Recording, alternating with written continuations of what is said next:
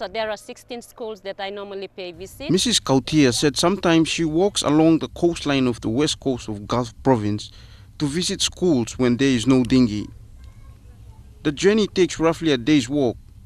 She gets very tired and exhausted just by walking along the sandy beaches. The challenges I've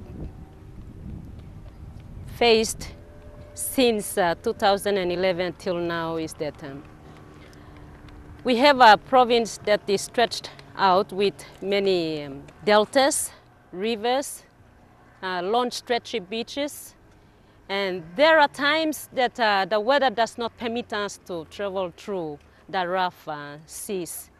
Many a times the seas are so rough that enables us to get our duties done.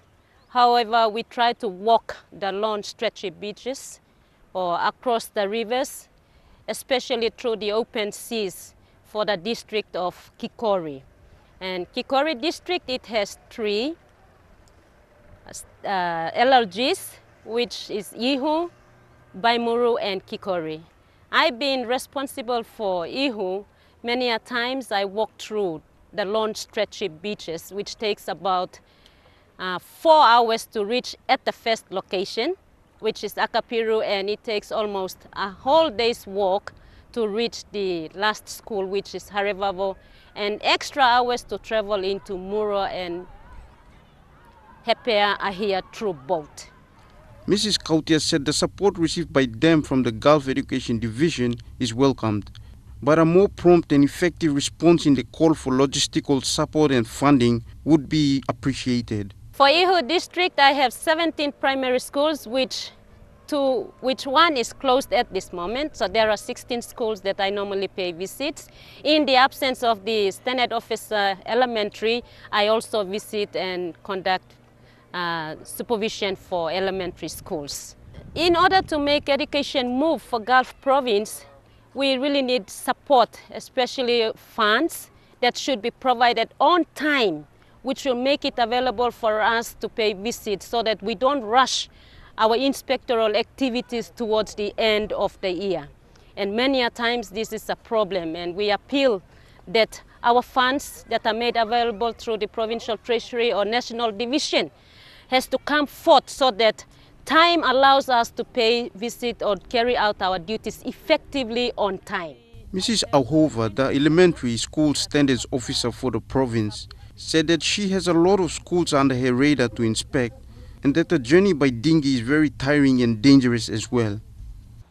Since I'm the only standard officer for elementary in Gulf Province, it's quite difficult for me to assess most of the curriculum activities that happen in the classroom. So the primary standard officers are in the sub-districts. They help me to feed me with that information. Okay, there was one time the senior standard officer, I think it was his 2 months in Kerema. He was new in the province. Both of us are going for inspections down to Wamai. It's just along the going east. And at the mouth of Tairuma, there was this big wave that came and threw him into the water.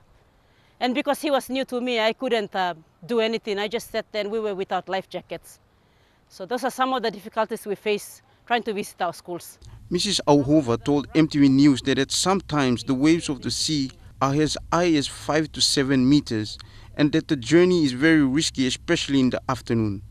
Senior Standards Officer for Gulf Province, Mr. Harriet Tau, said that he is pleased with his officers that are able to travel out into the districts and villages along the west coast of Gulf for work despite the challenges they face in their line of work. I have four standard officers and 50 is elementary standard officer, and that makes 6 of us in the province. And primary, we have 114 primary schools.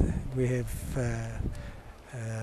5 inspectorates in the province, which are very difficult to reach. However, my officers, they try their very best to visit schools.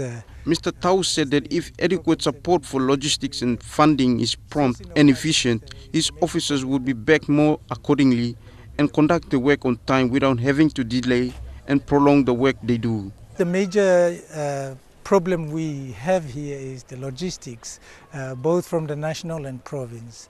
At times our director education comes good and helps us to visit our schools with some funding.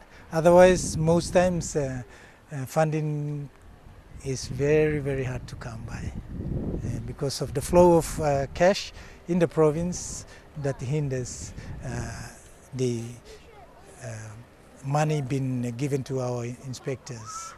Benny Getang, National, MTV News.